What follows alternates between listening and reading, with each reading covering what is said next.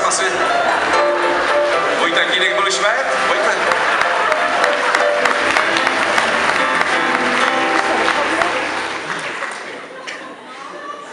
Se Richardovi rapidně snižuje věkový průměr těch.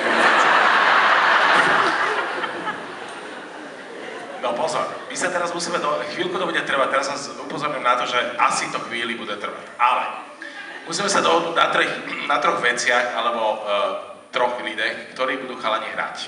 A Richard na svojej party má prísť na to, že kto to sú. Čiže otázka je, kto by napríklad mohol byť Igor, alebo co by mohol byť Igor.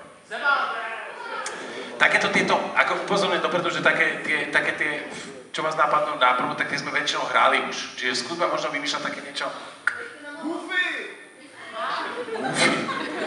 Nechty na nohou. Ako? Mandelinka. Mandelinka bylo Michalovo mimořádný číslo jednou někde. Ty jsi byl Mandelinka Nelson. Ale pri nejakom víze by sme možno mohli zostať, nie? Šreka to snad bylo úplně první, co jsme hráli. Ne, Šnek? Neviem, či nebolo povedané. Ne, Šnek.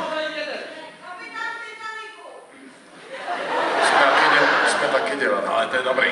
To je dobrá cesta. Ako? Jeden to bude hádat, tak nevím jestli.